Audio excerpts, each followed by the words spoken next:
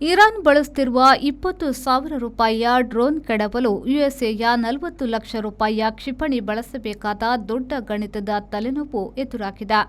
Iran ಆರಂಭದಲ್ಲೇ ಬಳಸಿದ ಶಾಹೇದ್ ಕ್ಷಿಪಣಿಗಳನ್ನು America ಸಂಯುಕ್ತ ಸಂಸ್ಥಾನದ ಪ್ಯಾಟ್ರಿಯಟ್ ಏರ್ ಡಿಫೆನ್ಸ್ ಕ್ಷಿಪಣಿ ಬಳಸಿ ಕೆಡವಲಾಗಿದೆ.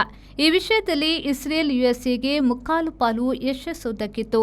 ಹಾಗಾಗಿ ಆರಂಭದಲ್ಲಿ ಇರಾನ್ ಸಾಕಷ್ಟು ಯುದ್ಧ ಹಾನಿಗಳನ್ನು ಕಂಡಿತ್ತು.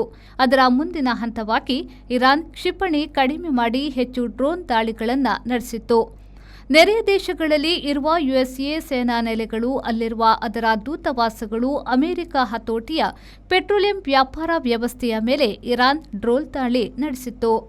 ಈ ಕದನದಲ್ಲಿ ಇರಾನ್ ಹೆಚ್ಚು ಯಶಸ್ಸು ಕಂಡಿತ್ತು. ಇಲ್ಲಿ ಯುಎಸ್ಎ, ಇಸ್ರೇಲ್ ಪಚೀತಿಗೆ ಬಿದ್ದವು.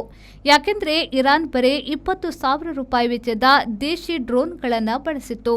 ಅವುಗಳನ್ನು ಉಳಿಸಲು ಯುಎಸ್ಎ ನಿರ್ಮಿತ 40 ಲಕ್ಷ ರೂಪಾಯಿ ಬೆಲೆಯ ಕ್ಷಿಪಣಿ ಬಳಸಲಾಯಿತು.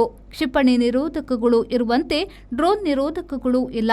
ಡ್ರೋನ್ ಗುರುತಿಸಿ ಹೊಡೆದುರುಳಿಸಬೇಕಾಗ್ತದೆ. ಇಲ್ಲಿ ಹಣಕಾಸಿನ ರೀತಿಯಿಂದಲೂ ಯುಎಸ್ಎ, ಇಸ್ರೇಲ್ ಪಡೆ ಹೆಚ್ಚು ಪೆಟ್ಟು ತಿಂದಿತ್ತು. ಆದರೆ ಇಕ್ಕಡೆಯಲ್ಲೂ ಸಾಕಷ್ಟು ಯುದ್ಧದ ಹಾನಿಯಾಗಿದೆ. ಯುಎಸ್ಎ, ಇಸ್ರೇಲ್ ಒಟ್ಟು ಬಲದೆದುರು ಇರಾನ್ ಬಲ ಕಡಿಮೆ ಇದೆ. ಇರಾನ್ ಜಂಟಿ ಬಲದೆದುರು ಹೋರಾಡುತ್ತಿದೆ ಎನ್ನುವುದೇ ದೊಡ್ಡ ಸಂಗತಿ.